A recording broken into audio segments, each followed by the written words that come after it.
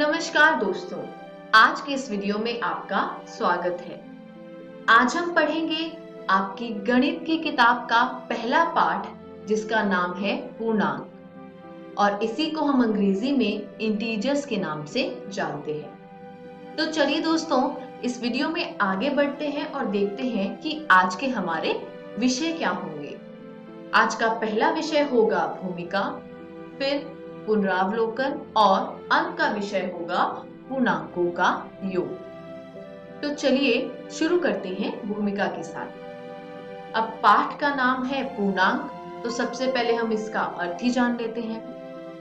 पूर्णांक क्या है, कभी सोचा है? पूर्णांक एक प्रकार की संख्या होती है। इसी के लिए हम आगे बढ़ेंगे और सबसे पहले जानेंगे विभिन्न संख्याओं के प्रकार। तो संख्याओं के प्रकार में यदि मैं बात करूं, सबसे पहली संख्या जो मेरे दिमाग में आई वो आती है प्राकृत संख्या। अब प्राकृत संख्या होती क्या है? प्राकृत संख्या होती है 1, 2, 3, 4 और ऐसे ही आगे जितनी संख्या आप गिन पाए उन सभी को हम प्राकृत संख्या कहते हैं। और यदि इसी प्राकृत संख्या के आगे मैं शून्य लगा दूं तो इन संख्याओं का जो संग्रह अब बना वह पूर्ण संख्या कहलाएगा। अब थोड़ा आगे बढ़कर यदि मैं इसमें ऋणात्मक संख्याओं को जोड़ दूं, यानी -1, -2, -3, -4 और ऐसे ही बढ़ता जाएगा, तो अब यह संग्रह और बड़ा हो गया है। और पूर्ण संख्या और ऋणात्मक संख्या को जब आप मिला देते हैं तो आपको प्राप्त होता है पूर्णांक। यानी पूर्णांकों में पूर्ण संख्या भी आती है, प्राकृत संख्या भी आती है और ऋणात्मक संख्या भी आती है। ये पूरा संग्रह जो है वो पूर्णांक कहलाता है। अब चलिए आगे बढ़ते हैं और देखते हैं पूर्णांकों के प्रकार। अब संख्या रेखा को तो सभी ने देखा होगा, देखा है तो बहुत बढ़िया और नहीं देखा तो आइए दिखाती हूँ।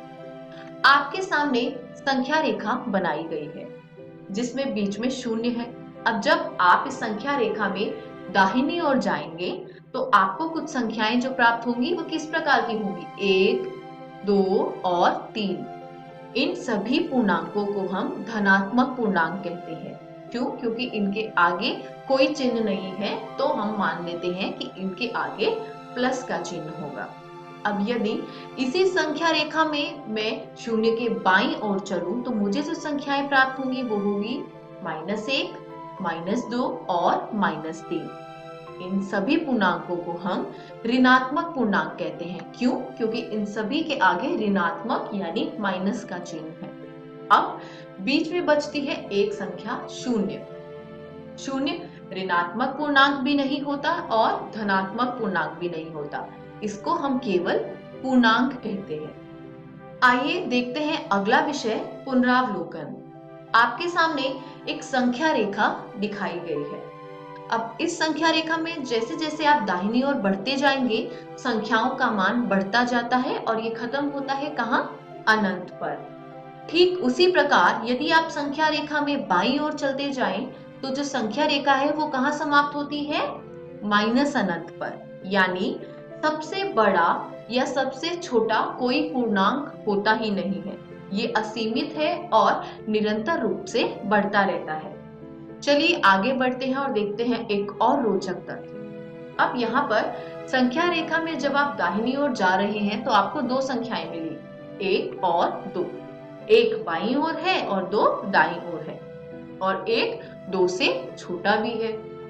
तो यहाँ हमने देखा कि संख्या रेखा में जब भी आप दो संख्याओं को लेते हैं तो बाईं ओर वाली संख्या छोटी होती है और दाईं ओर वाली संख्या बड़ी होती है।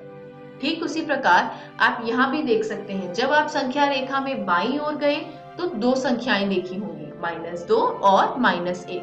बाईं ओर संख्या थी -2 और दाईं ओर थी -1, यानी -2 जो है वो छोटा है, आप सभी जानते हैं। तो यह तथ्य जो है वो प्रमाणित होता है कि संख्या रेखा पर स्थित कोई पूर्णांक अपने बाईं ओर की सभी पूर्णांकों से बड़ा होता है। आगे बढ़ते हैं, देखते हैं एक और रोचक तथ्य कि जब आप दो संख्याओं की बात करते हैं और वो संख्याएं जो होती हैं उनके बीच में कोई भी दूसरा पूर्णांक नहीं पाया जाएगा। जैसे कि हमने यहाँ पे क्रमिक पूर्णांकों की बात की थी 2 और 3, तो इनके बीच में कोई भी पूर्णांक नहीं होगा। परिमेय संख्या होना तो संभव है, उसके बारे में हम आगे पढ़ेंगे। चलिए बढ़ते हैं अगले विषय की ओर और देखते हैं पूर्णांकों का योग। पूर्णांकों के योग में सबसे पहले हम देखेंगे दो धनात्मक पूर्णांकों का योग, फिर हम जानेंगे दो ऋणात्मक पूर्णांकों का योग और सबसे आखिर में हम देखेंगे कि एक धनात्मक संख्या और एक ऋणात्मक संख्या, ऐसे दो पूर्णांकों का योग। तो चलिए आगे बढ़ते हैं और देखते हैं सबसे पहले दो धनात्मक पूर्णांकों का योग। यहाँ संख्याएं दे रखी हैं 4 जमा 5। तो 4 के आगे भी कोई चिन्ह नहीं है और 5 के आगे भी कोई चिन्ह नहीं है, तो हम मान लेते हैं कि इन दोनों के ही आगे प्लस का चिन्ह।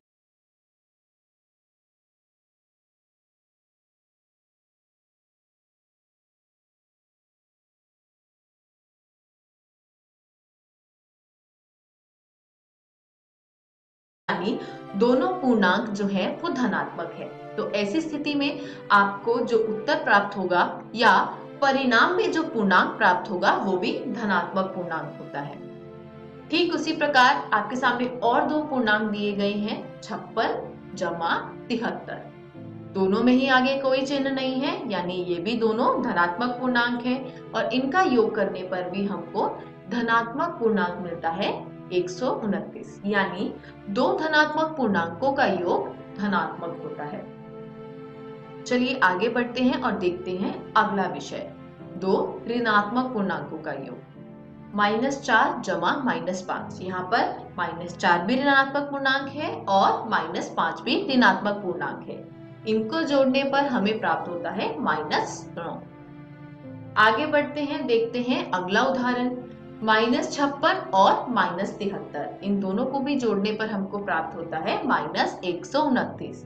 यानी इस उदाहरणों से हमें यह सीखने को मिला कि दो ऋणात्मक पूर्णांकों का योग ऋणात्मक होता है। चलिए आगे बढ़ते हैं और देखते हैं अगला विषय कि एक धनात्मक और एक ऋणात्मक पूर्णांकों का योग किस प्रकार प्राप्त किया जाता है। आपके सामने दो संख्याएं दी गई हैं -4 और 5। एक ऋणात्मक पूर्णांक है और एक धनात्मक। तो आप यहाँ देखिए 4 क्या है, ऋणात्मक है और 5 जो है वो धनात्मक है। यहाँ पर जो ऋणात्मक संख्या का मान है, यानी जो 4 वाला संख्या है वो 5 से छोटा है, तो चिन्ह जो है वो धनात्मक ही आएगा। यानी जो भी संख्या बड़ी होती है, अगर आपका धनात्मक पूर्णांक बड़ा है तो प्लस का चिन्ह आएगा और अगर ऋणात्मक पूर्णांक बड़ा है तो माइनस का चिन्ह आएगा। अगले उदाहरण में हमने देखा जो हमको दो पूर्णांक दिए हैं उसमें ऋणात्मक पूर्णांक है -6 और धनात्मक पूर्णांक है 4। अब 6 जो है वो है 4 से बड़ा, तो इसलिए परिणाम में जो पूर्णांक आएगा उसके आगे माइनस का चिन्ह आएगा। तो चलिए आगे बढ़ते हैं और देखते हैं अगला विषय, योज्य प्रतिलोम। किसी पूर्णांक a का जो योज्य प्रतिलोम होता है वो -a होता है और इसके विपरीत -a का जो योज्य प्रतिलोम होता है वो a होता है। इसी के साथ हमारी ये वीडियो यहीं समाप्त होती है। चलिए संक्षेप में देखते हैं आज हमने क्या सीखा। भूमिका, पुनरावलोकन और पूर्णांकों का योग। अगले वीडियो में हम जानेंगे पूर्णांकों के व्यवकलन के बारे में और पूर्णांकों के योग के गुण के बारे में। तब तक के लिए मैं आपसे विदा लेती हूँ। घर जाइए, प्रश्नावली 1.1 में दिए गए प्रश्नों का निरंतर अभ्यास कीजिए। किसी भी प्रकार के संदेह एवं सहायता के लिए हम हमेशा उपलब्ध हैं। धन्यवाद।